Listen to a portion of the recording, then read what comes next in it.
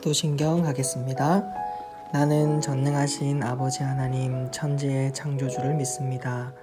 나는 그의 유일하신 아들 우리 주 예수 그리스도를 믿습니다.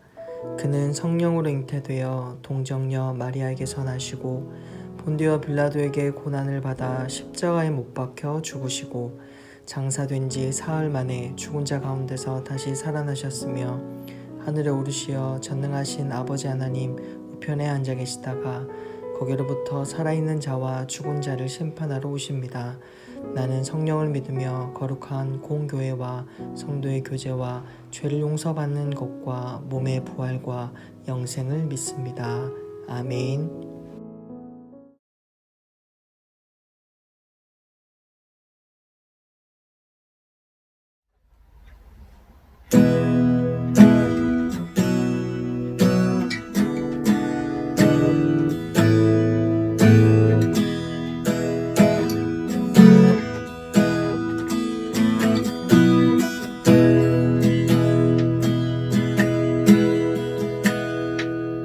혼자서만 세상을 사는 듯이 주가 멀어 보이기만 할 때 우리는 바라보아야 하네. 우리에게 오셨던 그 주님을,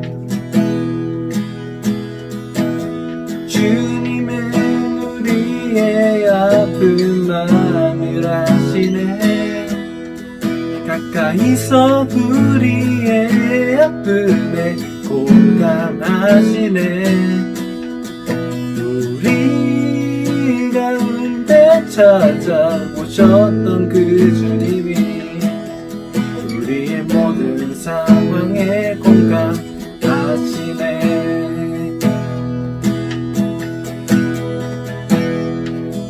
혼자서만 세상을 사는 듯이 주가 멀어 보이기만 할 때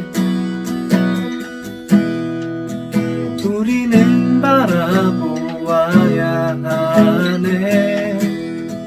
우리에게 오셨던 그 주님을, 주님이 우리의 아픈 마음을 아시네. 가까이서 우리의 아픔에 공감하시네. 우리 가운데 찾아오셨던 그 주님이 우리의 모든 상황에 공감하시네. 주님이 우리의 아픈 마음을 아시네. 가까이서 우리의 아픔에 공감하시네. 우리 가운데 찾아오셨던 그 주님이 우리의 모든 상황에 공감하시네.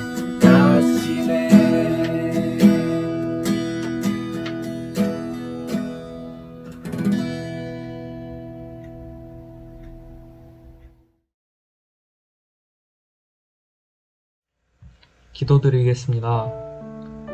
하나님, 오늘도 이렇게 온라인 고등부 예배를 드릴 수 있게 해주신 것에 감사합니다. 저희는 지금 경험해보지 못한 환난 속에 있습니다. 부디 이 코로나 사태에서도 저희의 신앙이 약해지지 않도록 힘을 주세요. 다음으로 하나님을 부정적으로 보는 사람들, 하나님을 회의적으로 보는 사람들을 은혜로 보살펴 주세요. 마지막으로 코로나로 인한 피해가 더 이상 생기지 않도록 하나님께서 은혜로 보호해 주세요. 예수님의 이름으로 기도합니다. 아멘.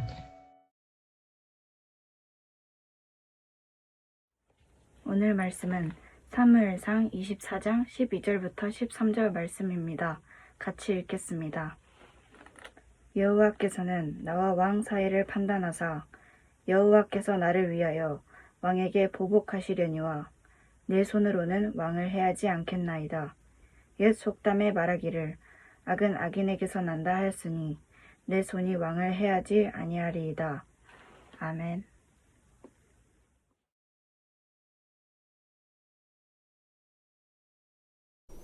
우리 친구들 반갑습니다. 이제 또 새로운 한 주가 시작이 되었습니다. 우리의 삶의 현실은 뭐 그렇게 새로울 것은 없지만 여러분의 마음과 생각은 하나님의 말씀으로 인해 새롭게 되는 그런 은혜가 오늘 이 예배 가운데 있기를 바랍니다. 지난주와 같은 본문으로 오늘 다윗의 고백을 다시 한번 더 다루어 볼 텐데요. 성경의 인물들은 두 가지 양상으로 우리에게 메시지를 준다고 했죠. 개인적으로는 그리스도인이 어떻게 살아야 하는지, 신앙인이 어떠한 모습으로 살아야 되는지에 대한 교훈을 주고요. 또 하나는 그 인물을 통하여 예수 그리스도가 어떠한 분이신지를 드러내고 있습니다. 더군다나 다윗은 이스라엘 왕으로서 왕 대신 예수님이 어떠한 분이신가 하는 것을 정확히 우리에게 알려주고 있습니다. 오늘은 다윗 왕을 통하여 예수님이 어떤 왕이시고 우리에게 어떤 은혜를 베풀어 주셨는지를 함께 나누고자 합니다.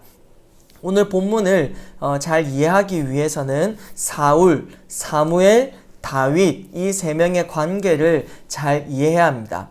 이스라엘 백성들에게는 왕이 없었어요. 하나님이 직접 통치하시는 그러한 아주 신민 국가였죠. 그런데 주변국들을 보니까 왕들이 있어서 아주 통치력이 강하게 나타나는 것을 볼 때에 사무엘에게 이스라엘 장로들과 지도자들이 우리에게도 왕을 달라. 그래서 하나님이 어쩔 수 없이 자기 백성들이 원하시니까 사울을 왕으로 세웁니다. 처음에 사울은 하나님 말씀을 잘 듣다가요, 나중에는 완전히 하나님께 불순종하는 사건들이 펼쳐집니다. 그래서 하나님이 사무엘에게 사울을 왕으로 기름 부었던 선지자 사무엘에게 내가 사울을 왕 세운 것을 후회한다, 그렇게 말씀합니다. 사무엘이 사울에게 가요.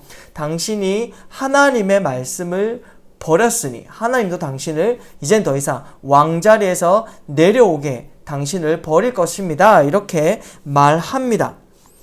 이때에 다윗이 짜자잔 하고 등장을 합니다. 다윗의 등장은요, 굉장히 국민들의 지지와 응원과 인정을 받을 만한 등장이었어요. 거대한 블레셋 장군 골리앗을 쓰러뜨리는 완벽한 등장이었죠. 여러분, 그래서 다윗이요, 사울을 대신하여 왕처럼 대접을 받는, 사울이 아직 살아있는데 사울이 아직 왕인데도 다윗이 마치 왕인 것 마냥 국민들이, 백성들이 칭송하고 그를 따랐다 하는 것이 거기서부터 문제가 발생합니다. 사울이 자기의 자리를 빼앗길까봐 다윗을 질투하기 시작해요. 여러분, 권력 있는 사람이 질투를 하면 자기 앞에 있는 걸림돌을 치워버리는 아주 사악함으로 나타나게 되죠. 결국에는 사울이 다윗을 죽이려고 몇 번의 시도를 합니다. 그런데요, 다윗이 어떠한 사람이었느냐? 사울에게는 아들이 있었는데 그 아들 이름은 요나단입니다.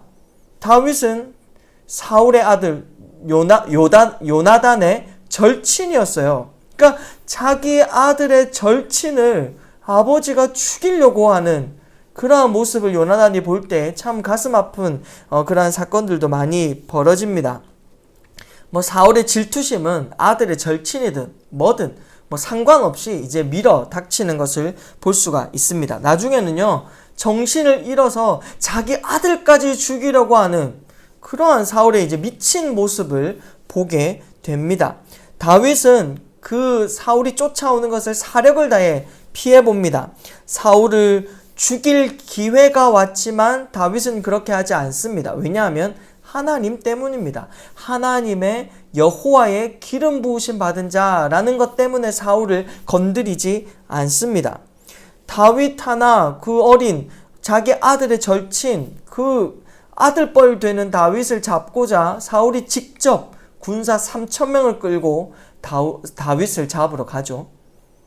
얼마나 이 질투심이 얼마나 증폭했느냐 하는 것을 볼 수 있습니다. 그런데 은밀하게 군사들과 멀리 떨어져서 다윗과 사울이 맞닥뜨리는 그 동굴, 저번 주에 설명드렸죠. 동굴 안에서 사울이 덩을 이렇게 하려고 들어갔다가 다윗이 사울을 맞닥뜨리게 되죠. 그때에도 사울을 처단하지 않습니다. 옆에 있는 다윗을 도와주는 사람들이 기회가 왔다, 하나님이 기회를 주셨다 이렇게 했지만 다윗은 손 하나 건드리지 않아요. 겉옷 옷자락만 살짝 베어 가지고 갑니다. 그것도 양심의 가책이 들어서 하나님께 회개하는 장면들도 또 나오죠.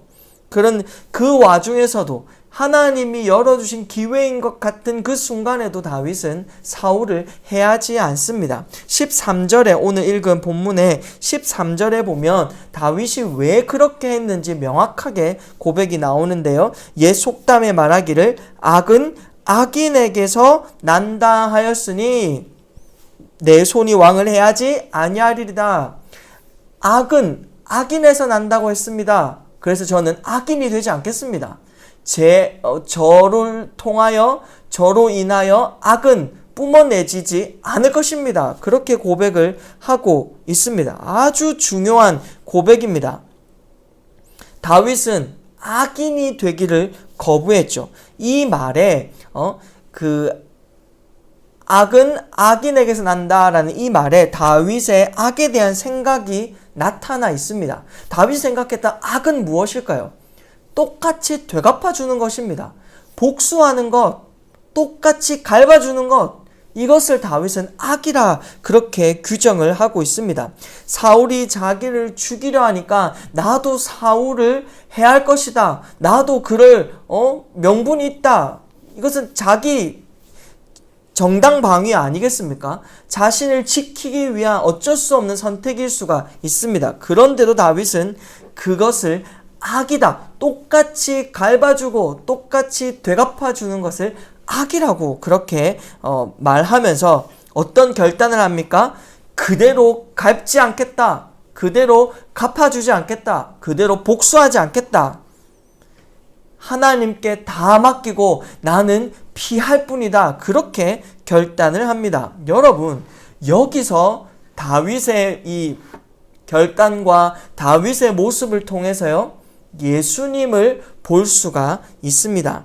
예수님은 어떠한 분이십니까? 악을 악으로 갚지 아니하고 받은 대로 갚아주지 아니하고 악을 선으로 갚아버리십니다. 죄에 대해서 용서로 갚아주시고요, 악에 대해서 사랑으로 갚아주시는 분이 예수님이시다. 보복하지 아니하시고 자기가 오히려 죽기까지 희생해 버리심으로 그 악을 완전히 없었던 것처럼 덮어버리시는 게 예수님입니다. 지금 다윗의 이 결단과 고백을 통해서 예수님이 드러나고 계시죠.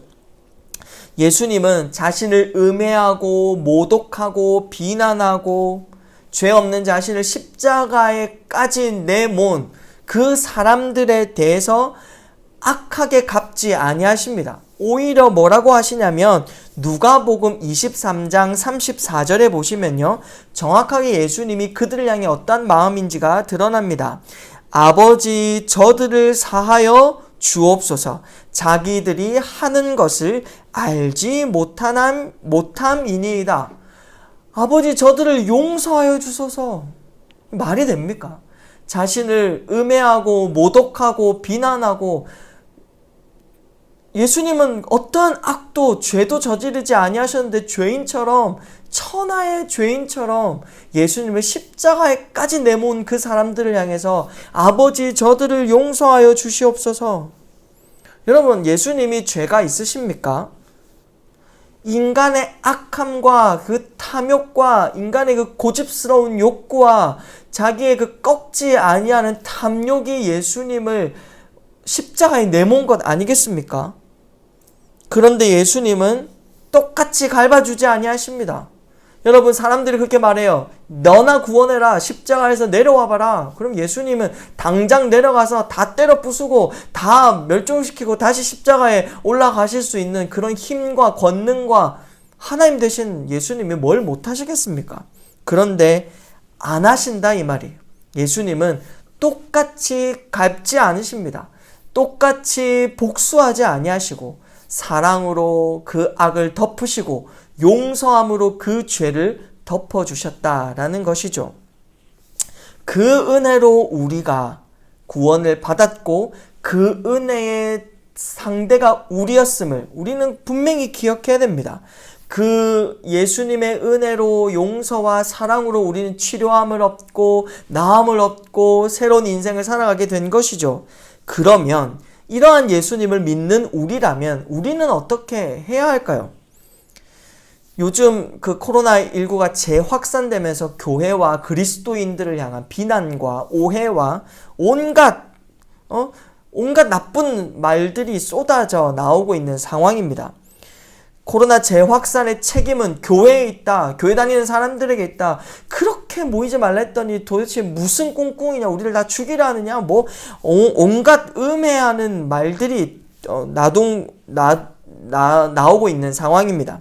여러분 학교에 가면 친구들이 여러분을 멀리할 수도 있어요. 여러분이 교회 다닌다는 이유로 여러분을 배척할 수도 있고 여러분을 싫어할 수도 있고 그냥 지나가다 욕을 할 수도 있고 비아냥거리고 오해를 받을 수도 있습니다. 몽땅 다 싸잡아서 교회 다니는 사람들은 정말 안 돼. 악의 축이야. 이렇게까지 욕할 수도 있습니다. 여러분 그런 말 들으면 솔직히 화가 나겠죠. 그런데 그럴 때 어떻게 해야 될까요? 똑같이 갈봐주면 안 돼요. 똑같이 변명하거나 똑같이 그들과 함께 욕하고 눈을 쏘아붙이고 막 나쁘게 행동하고 그렇게 해서는 안 됩니다. 복수하면 안 되고 욕을 욕으로 갚아주면 안 된다라는 것입니다. 사실 정부와 언론이 비합리적이고 불합리하게 교회를 까내리는 경향들이 없지 않아 있습니다. 그러나 우리 한국교회가 그것에 대항하여서 데모하고 힘을 결집시켜서 우리가 어떻게 해야 된다라는 변론을 하고 시위를 하고 힘을 가지고 막 나라에 대적하고 이렇게 하면 안 된다는 거죠.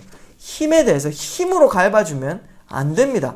욕을 욕으로, 악을 악으로 복수하면 안 됩니다. 여러분, 그럴수록 우리는 끝까지 친절과 배려와 사랑으로 또한 빙긋 웃는 웃음과 미소로 그들을 대해야 합니다. 그들을 존중하고 사랑하고 또 어쨌든 교회 때문에 이렇게 된 영 책임이 없다고 말할 수 없잖아요. 미안한 마음을 가지고 그들을 품어줄 수 있어야 된다는 것이죠. 여러분 결국엔 우리의 모습을 통해 예수님이 드러나게 되어 있기 때문에 그렇습니다. 예수님인 우리가 한 그대로 복수하시지 않으셨어요.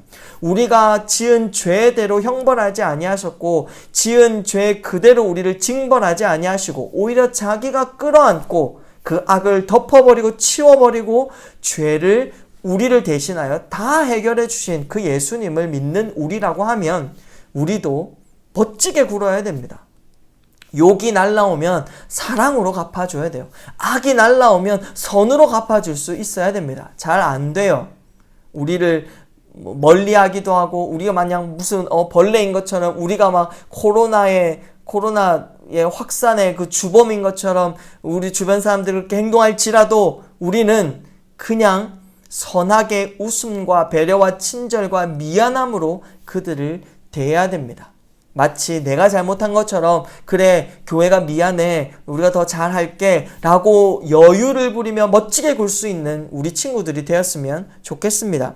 그러면 하나님께서 해결해 주십니다. 그런 현장에 하나님의 은혜를 부어주셔서 그들의 마음도 녹아내리게 하실 거고요. 여러분이 더욱 멋지게 예수님을 드러내는 사람으로 하나님이 세워주실 것입니다. 교회는 세상으로부터 칭찬받은 적이 없습니다. 그리스도인은 역사 속에서 세상 사람들로부터 박수를 받은 적이 없어요. 언제나 박해와 비난과 오해를 받아왔습니다. 그럼에도 불구하고 복음은 살아있고 생명은 살아있습니다. 예수 그리스도를 끝까지 믿음으로 멋지게 구시는 우리 친구들 되었으면 좋겠습니다. 여러분을 싫어하는 현장 그 속에서도 여유롭게 미소와 친절과 배려와 사랑을 가지고 예수님을 알지 못하는, 예수님의 사랑을 알지 못하는 자들에게 여러분의 멋진 모습을 통해 예수님을 드러내는 아주 아름다운 삶이 되시길 주님의 이름으로 축복합니다. 우리 모든 친구들 모두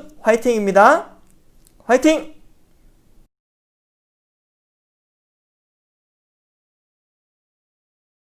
계신 우리 아버지여, 이름이 거룩히 여김을 받으시오며 나라가 임하시오며 뜻이 하늘에서 이루어진 것 같이 땅에서도 이루어지이다. 오늘 우리에게 일용할 양식을 주시옵고 우리가 우리에게 죄 지은 자를 사하여 준 것 같이 우리 죄를 사하여 주시옵고 우리를 시험에 들게 하지 마시옵고 다만 악에서 구하시옵소서. 나라와 권세와 영광이 아버지께 영원히 있사옵나이다. 아멘.